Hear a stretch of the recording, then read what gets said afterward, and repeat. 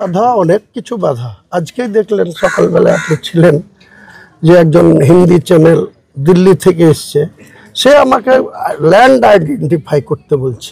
আমি ল্যান্ডটা আইডেন্টিফাই এই কারণে করিনি, আমি ফ্লেক্স করে জানিয়ে দিয়েছি, আমার ফেসবুক থেকে জানিয়ে দিয়েছি যে বাবরি মসজিদের শিলান্যাস 6 ডিসেম্বর শনিবার বেলা 12টায় হবে। সেটা আকাশে নিশ্চয়ই হবে না, ল্যান্ডেই হবে, মাটিতেই হবে, জমিতেই হবে। কিন্তু এদের এত ইন্টারেস্ট কি যে কোন জায়গায় হবে এখনই আমাদেরকে জানিয়ে দেন, এখনই আমরা সেখানে গিয়ে ছবি তুলব, এখনই আমরা সেখানে গিয়ে ল্যান্ডমার্কিং করে গোটা লোককে জানাবো। কোনো দরকার নেই। আমি ল্যান্ড এক জায়গায় সিলেকশন করেছিলাম, 6 জনের ল্যান্ড ছিল, সেটা আমার সঙ্গে এগ্রিমেন্ট হয়েছিল। তারপরে দেখা যাচ্ছে যে এই দুজন যে মুনাফেকের নাম করলাম, আর নাম নিতে ভালো লাগছে না, এই দুজন মুনাফেক মনে করছে চিরদিন বাঁচবো আর চিরদিনই মমতা ব্যানার্জির দয়ায় এমএলএ হয়ে থাকবো। আগামী ইলেকশনে আগে সবার সাথে টার্গেট এই দুই মুনাফেককে আগে সাধারণ মানুষে পরিণত করব, মানুষ করবে, তারপরে অনেক কিছুর মোকাবেলা হবে। কাজেই আমরা ডোন্ট কেয়ার। আমি বলেছি 6 তারিখে হবে, হবে বেলা 12টায় হবে। 2 লক্ষ বলেছি, আগামী দিনে বলছি লক্ষাধিক মানুষ আসবে, 2 লক্ষ হতে পারে, 4 লক্ষ হতে পারে। সময় আসলে আপনাদের সবাইকে ইনভাইট থাকলো। শনিবার 6 তারিখ বেলা 10টার মধ্যে ভেন্যুতে আপনাকে ডাকতে হবে না, ভেন্যু আপনাকে ডেকে নেবে। এলাকাবাসীদের কি বলবেন বাবরি মসজিদ নিয়ে? এলাকাবাসীকে সবাইকে বলবো আমাদের সমর্থন করতে। যারা মুসলমান তারা তো নিশ্চয়ই মসজিদ বানানোর জন্য তারা খুশিই হবে মন থেকে।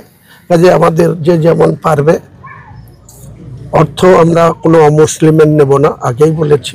মুখ্যমন্ত্রীর কাছেও দয়া চাইব না, কোনো অমুসলিমের কাছ থেকে কোনো মসজিদ বানানোর জন্য অর্থ সাহায্য নেব না। গোটা ভারতবর্ষের প্রচুর মানুষের, মুসলিম মানুষের পয়সা আছে।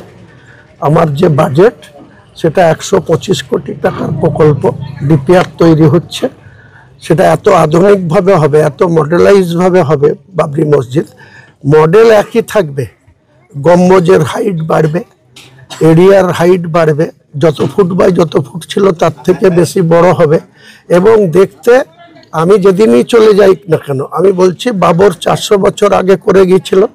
বাবরের ছেলে ছিল হুমায়ুন, আপনারা ইতিহাসে জানেন।